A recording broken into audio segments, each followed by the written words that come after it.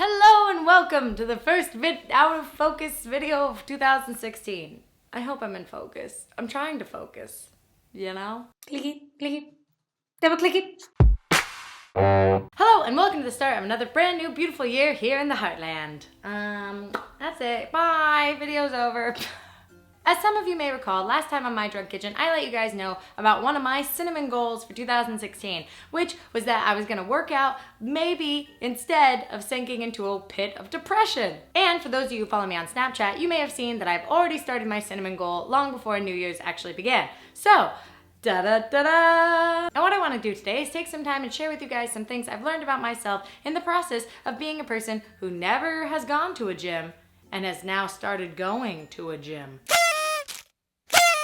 I am not someone who is flexible, and I'm not only talking physically, I'm talking mentally as well. I can be stubborn to the point of just arrogance, so, you know, I should probably work on that. But this is not about my brain, this is about my bod, and frankly, my bod isn't that flexible either.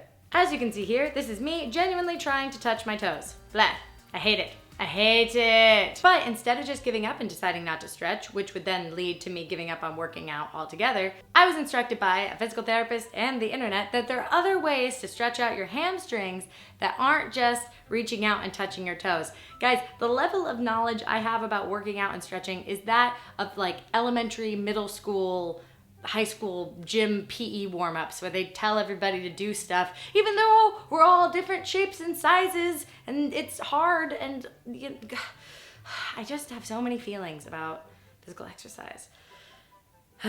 Long story short, there's an alternate way to stretch your hamstrings. You can either use a towel or like a yoga strap, but I didn't have either, so I used my sweatshirt. Slam-a-ram, solution found. The last thing I'll say about learning to be flexible is that you should really only stretch yourself to the point of mild discomfort. And this can be applied to your interactions as well. You might find that when you tell yourself, okay, fine, I'll be more flexible. You're right, I'm wrong, done, conversation over. That's not stretching to the point of mild discomfort. That's like overstretching your flexibility muscle. You gotta warm up a bit. You gotta say like, I see your point and I'm willing to discuss it further after I've warmed up a bit, meaning taking a break from this frustrating conversation altogether. The second thing I've learned / observed while being at the gym is the importance of seeking support. For instance, the other day I was at the gym and there was this young guy who was there doing bench pressing and he didn't have a spotter or anyone to like spot him. And I'm pretty sure that when you bench press, a huge part of bench pressing is having a spotter. For those of you that don't know, bench pressing is like when you lift when you're laying down, you're like, oh. I mean, that's what I think it is. Anyway, so this guy had no spotter and he was really pushing himself to carry all these weights on his own. I was watching and I was like, oh my God, I want to say something, but I also don't want to make him feel uncomfortable. And also, I can't lift any of those weights, but I'll just be here in the gym. And so if someone needs to call 911, it'll be me. And eventually he pushed himself too far and ended up like dropping half the weights and like rolling out of it. And then he immediately left the gym, I think because he was embarrassed. And I was like, that sucks, man. If only you had like a spotter there with you, then you could have continued your workout. Which leads me to my point that some of your goals may be hard for you to do on your own, so it's important to have somebody in your life to spot you or spot check you as you attempt to pursue them, you know? Like, I love being held accountable. I love it when you guys hold me accountable. It makes me a better person, so thank you. And last but not least, as we embark into 2016, and last but not least, as we embark into 2016, and last but not least, as we embark into 2016, I think an important part of achieving your goals is recognizing your strengths and your weaknesses ahead of time. For instance, I've just kind of always been pretty decently strong in the upper body department. Like my friends, when we were kids, I would always like carry around. Also, I think it's easier to show off at a party by dropping to the floor and doing a bunch of push-ups than it is to be like, yes, but wait till you see my endurance. I can run laps at an even pace for many laps. Or whatever it is runners say to show off. I guess they talk about miles. Anyway, long story short, I suck at running and my joints don't like it. And instead of being like, ew, it's a treadmill, blah, I'll stop and be like, hey, wait, it's a modern world. There are lots of different ways to get cardiovascular exercise. Swimming, walking on a treadmill.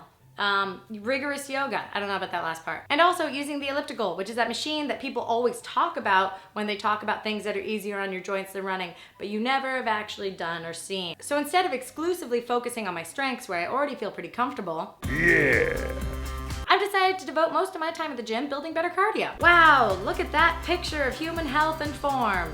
I decided to cut right after that because it's mostly like just really heavy breathing. So those are the 3 areas of my life I'm gonna try and improve while I work out at the gym. 1, I'm gonna try and be more flexible gradually. 2, I'm gonna seek support where I need it. For instance, Grace and Mamrie have already been like super supportive of me doing that and encouraging me when I first said I think it's something I might try to start doing.